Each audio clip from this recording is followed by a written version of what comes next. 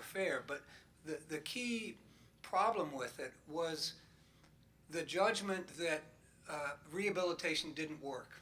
And so that there was a shift after the 60s and 70s where people felt like we spent a lot of money, we didn't have results, so let's give up on that and just talk about punishment. And let's look at punishment as the goal of incarceration and the judicial system. And that was a huge mistake that we're only now coming to realize we're paying the price for. So I think it has to be that shift. And the last thing I'll say is, this is a great program, and everyone in here, though, is already committed. And what we need to do is get the judges in who aren't committed, the legislators and the prosecutors who aren't already involved, and get them involved and require them to come and be a part of this process. That's a great segue. And the executive branch. Put Judge Caruso on the spot then a little bit and say, so there's this large community, you have people here who care deeply about these issues, but there's a large community either who are apathetic about it or potentially even hostile to this. What do we do?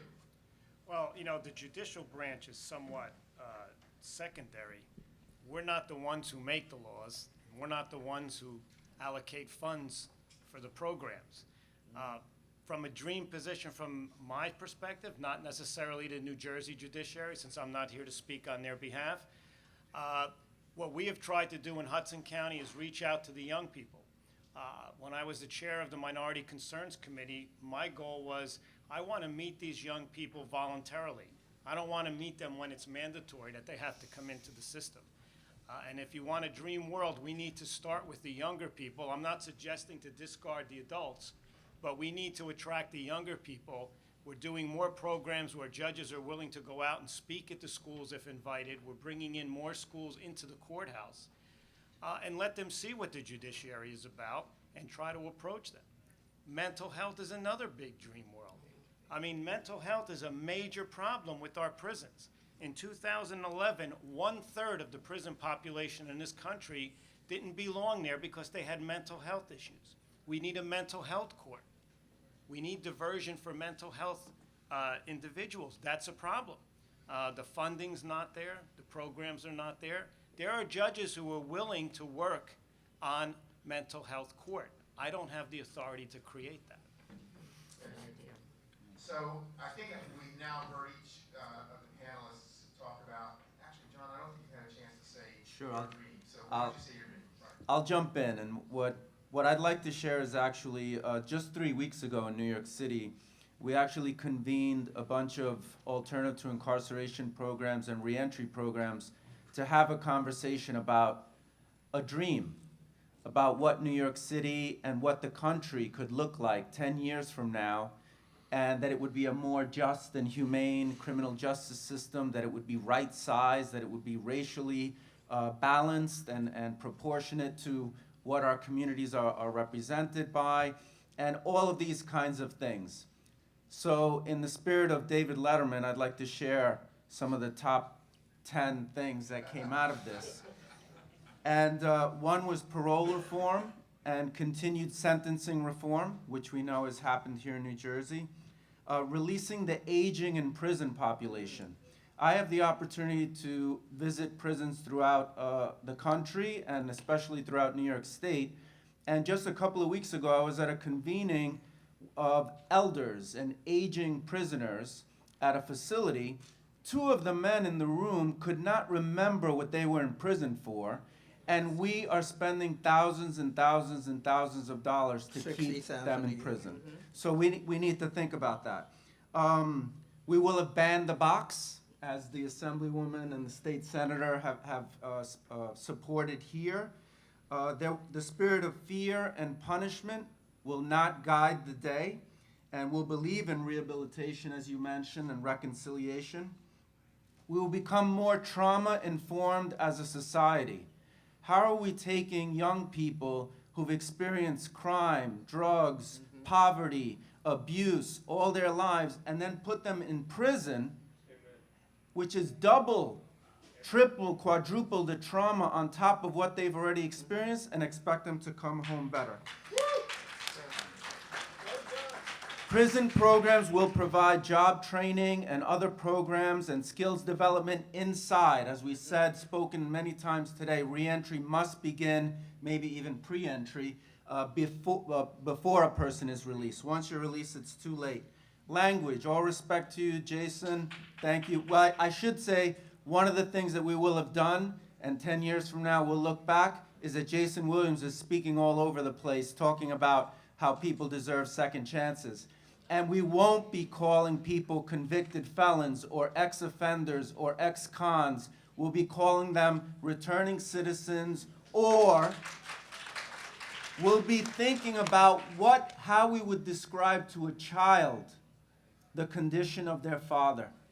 And we would not call Jason Williams a convicted felon. We would have better language for that. Communities would be more resilient so that when someone falls, we know people will fall.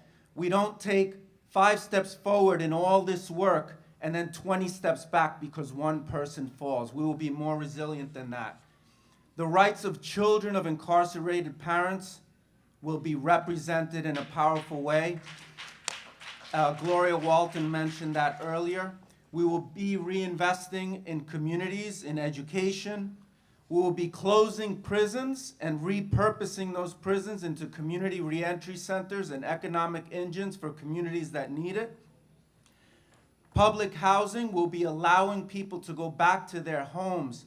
How could the one support network you have, your family, not be a place that you can come home to? We have to change those policies and provide more affordable housing. And prevention programs will exist. Police departments will be reformed and more sensitive to communities. There will be a public health approach to the way we address issues in our community. There will be, and here's some dreams, all right? Here's some dreams. There will be loan forgiveness for people willing to do social service and support these kinds of things in communities that need it. So if you're in debt for choosing to make a difference in the world, maybe there should be loan forgiveness for that, like we do for some doctors and other medical programs. And issues will be addressed from an intergenerational approach. You can't serve young people without thinking about the fact that their father's a gang leader, their uncle's a gang leader, their whole family's in gangs. You gotta think about everybody. We address mental illness as mental illness, not use prisons as warehouses for people with mental illness. This was a great one. We will develop a vaccine against substance abuse. That would be pretty fantastic. Yeah, that's a dream, but I wanted to share even the dreams. And no offense to our governor and Jim McGreevey and our mayor, but one of the things that came up is that we would have more women in leadership. All right.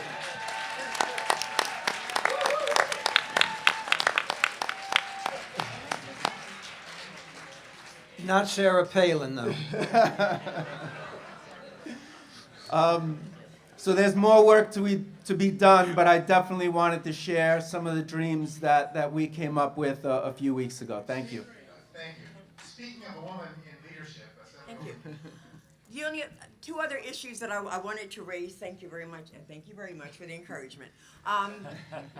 We need to standardize and legitimize and certify what rehabilitation is, and it needs to have credibility in the system, because we speak to rehabilitation, but it's so ambiguous that we need to quantify it so that it is a tool to be used.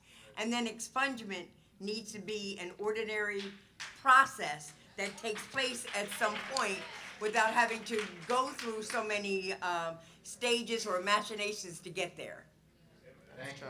This is starting to be a really pretty exciting list of ideas that we can do right But can I ask John a question? With all the Letterman 10 are great, but you have to deal, we all know that every attempt to put a program inside that humanizes the population meets immediate resistance by the correctional staff. I'm sure you've found that, I found it. So unless we neutralize them in some way and make them part of the solution, the dreams will remain a dream.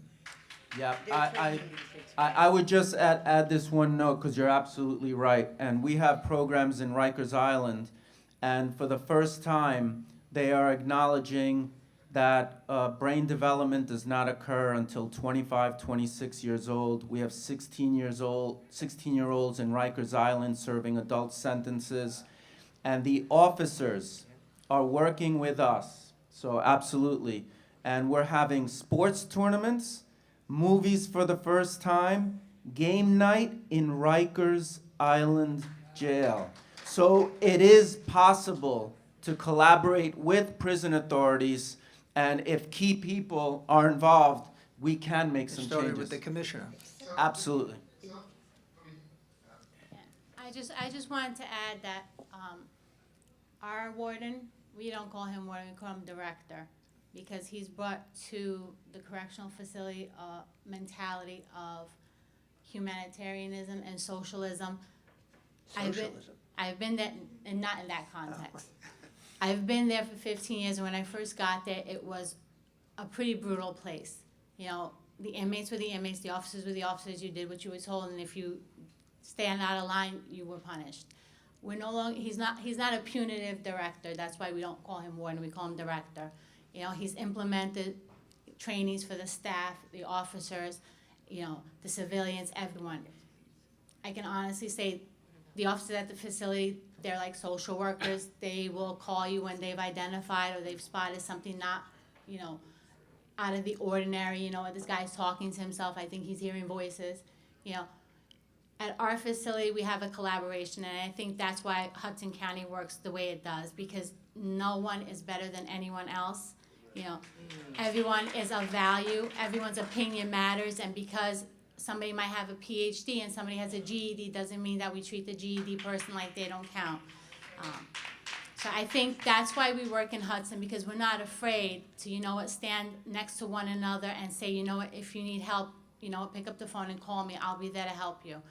Our drug court works because, you know what, we work together. You know, our jail works, our program works because, you know, we've taken the time to forge bonds with community programs and community agencies that we know we need their help, and they know they need our help. So in Hudson, I think it works because nobody takes the lead and nobody stands up and says, you know, I did this, we did this.